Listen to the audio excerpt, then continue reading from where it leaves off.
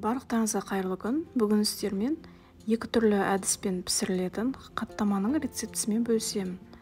Өте дәмді болып шығады. Осы рецепт бойынша міндетті түрде жасап көріңіздер. Видеоны соңына дейін қараңыздар.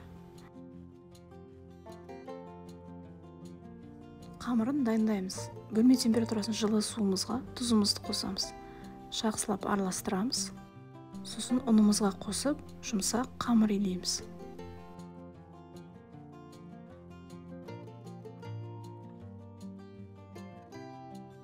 Қамырымызды 5-10 минутқа тындырып қоямыз. Енді сары майымызды осылай ертіп аламыз.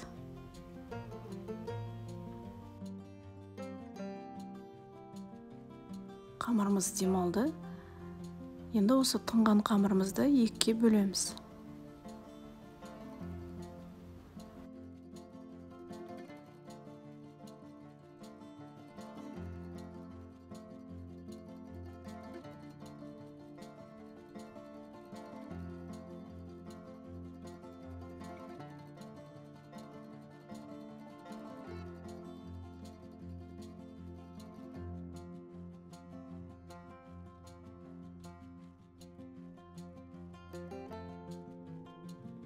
Енді қамырымызды бір-бірден жұқа етіп жайып аламыз.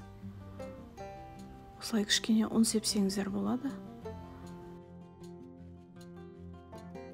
Қамырымыз жұмсақ жабысқақ болғандықтан кішкене ұн сепсеңіздер болады.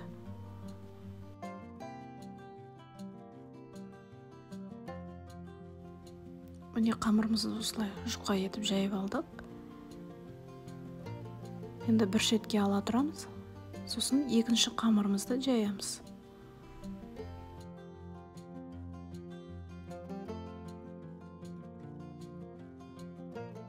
Міне видеодағыдай осылай екінші қамырымызды жұқа етіп жайып алдық. Енді жаңағы ерткен сары майымыздың жартысын құйып шығамыз.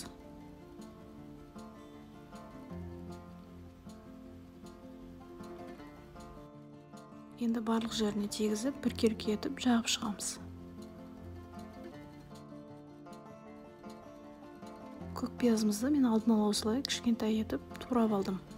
Осыны барлық жеріне сеуіп шығамыз.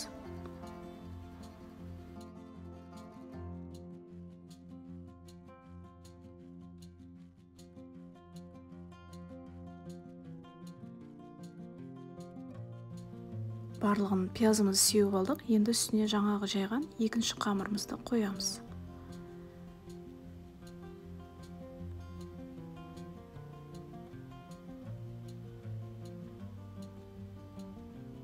Үстіне қалған майымызды жағып шығамыз.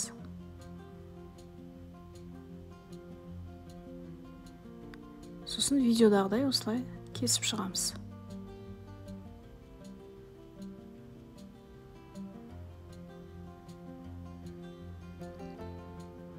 Сосын видеода көрсетілгендей ораймыз.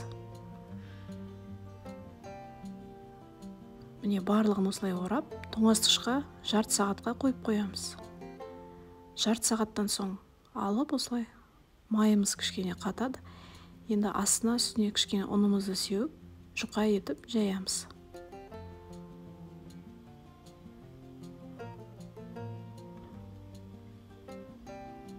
Бұл қаттаманы екі түрлі әдіспен пісірсеңіздер болады. Табаға кішкене май құйып пісірсеңіздер де болады. Немесе пеште пісіріп алсаңыздар да болады. Пеште шамамен 250 градуста 15-20 минутта пісіріп аламыз. Сосын қаттамамыздың бетіне жұмыртқаның сарысын жағып шығамыз. Ал екінші қалған бөлігін мен табада пісірдім. Ол үшін табамыздың қыздырамыз. Қыздырған соң майымызды құйып,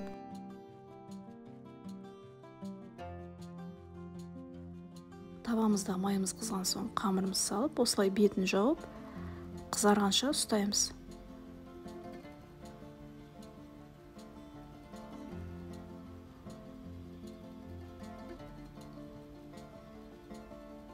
Қызарған соң екінші жағына аударамыз. Өте тез піседі. Дайын қаттамамызды ыдысымызға аламыз. Осылай келесінің барлығын пісіріп шығамыз. Пеште піскен қаттамаларымыз дайын. Міне осылай қатты қытырлақ болады. Арасына май жағып қойып қойсаңыздар, жұмсарады. Ал табада піскен қаттамамыз жұмсақ болып шығады. Өздеріңізге қай әдіс ұнайды, сол әдіспен пісірсеңіздер болады. Видео рецепт ұнаса, лайк басып, пікір қалдырыңыздар. Сіздермен болған Әсел. Келесі видеода кездескенше.